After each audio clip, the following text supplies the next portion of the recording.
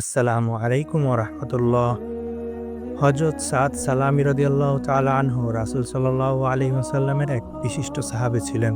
তিনি অত্যন্ত গরীব ছিলেন। গায়ের রং ছিল খুবই কালো এবং মুখের মধ্যে ছিল বসন্তের দাগ।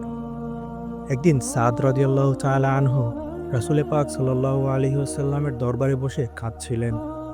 তখন আল্লাহর রাসূল সাদ রাদিয়াল্লাহু তাআলা আনহুকে ডেকে জিজ্ঞেস করলেন, হে সাদ, তুমি কান্না করছো কেন?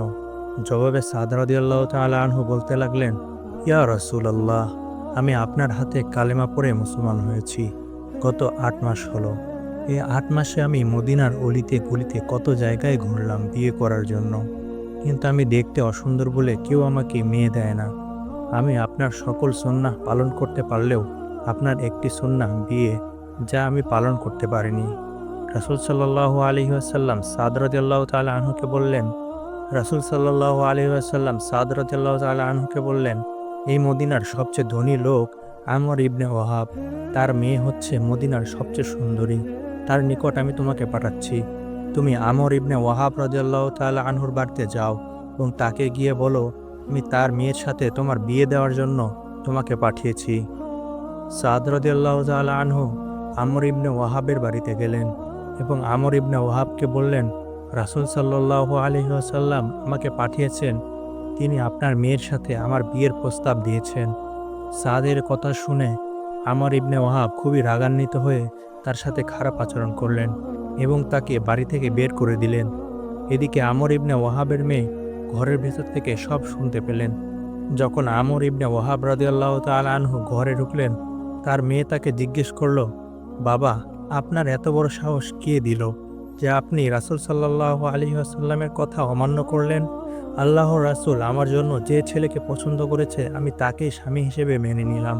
মেয়ের কথা শুনে আমর ইবনে ওয়াহাব রাদিয়াল্লাহু তাআলা আনহু দৌড়ে রাসূল সাল্লাল্লাহু আলাইহি ওয়াসাল্লামের দরবারে গেলেন এবং রাসূল সাল্লাল্লাহু আলাইহি ওয়াসাল্লামের কাছে মাফ চাইলেন। প্রিয় নবীজি তাকে মাফ করে দিলেন এবং তার মেয়ের সাথে সাদ রাদিয়াল্লাহু তাআলা আনহুর বিয়ের বন্দোবস্ত করলেন। তিনি সাদ রাদিয়াল্লাহু তাআলা আনহুর বিয়ের জন্য ৬০০ দিরহাম মোহরানা ধার্য করলেন এবং বললেন, এখন তুমি তোমার স্ত্রীর কাছে যাও। কিন্তু সাদ রাদিয়াল্লাহু তাআলা আনহু এত গরীব ছিলেন যে তার পক্ষে ৬০০ দিরহাম জোগাড় করা সম্ভব ছিল না। তাই অন্যান্য সাহাবীরা মিলে সাদ রাদিয়াল্লাহু তাআলা আনহুকে সাহায্য করলেন, যাতে তিনি তার স্ত্রীর মোহরানা আদায় করতে পারেন এবং নতুন বইয়ের জন্য কিছু কেনাকাটা করতে পারেন।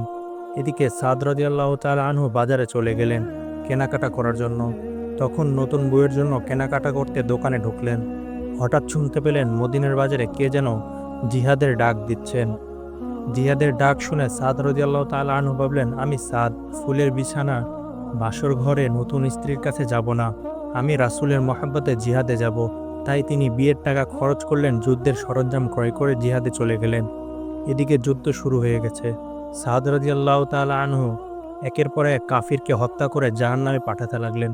যুদ্ধ করতে করতে একসময় হঠাৎ সাদ রাদিয়াল্লাহু তাআলা আনহু শাহাদাতের শরবত পান করে শহীদ হয়ে গেলেন। এদিকে যুদ্ধ শেষ হয়ে গেল। দূর থেকে দেখা যায় কার যেন লাশ পড়ে আছে। রাসূল সাল্লাল্লাহু আলাইহি ওয়াসাল্লাম ও সাহাবীগণ কাছে গিয়ে দেখলেন যে এ সাদের লাশ, মাথায় লোহার টুপি ভেঙে মগজ বের হয়ে গেছে আর তার জিহ্বা বের হয়ে আছে। সাদের চেহারার দিকে তাকিয়ে রাসূল সাল্লাল্লাহু আলাইহি ওয়াসাল্লাম কেঁদে দিলেন।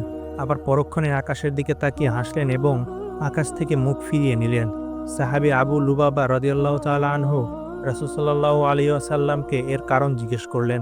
রাসূল সাল্লাল্লাহু আলাইহি ওয়াসাল্লাম বললেন, আমার সাদ ফুলের বিছানা বাসর ঘরে যায়নি, আমার মহব্বতে শহীদ হয়ে গেছে। তাই তার স্নেহের কারণে আমার চোখে থেকে পানি ঝরে পড়ল।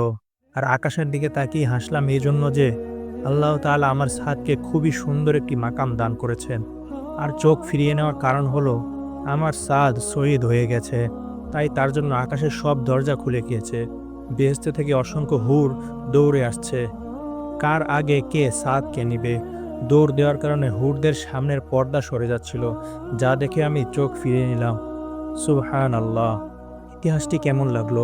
ইতিহাসটি কেমন লাগলো কমেন্ট করে জানাতে ভুলবেন না। আপনারা যদি এমন হৃদয় ছুঁয়ে যাওয়া গল্প শুনতে চান, তাহলে চ্যানেলটি সাবস্ক্রাইব করুন আর লাইক দিন।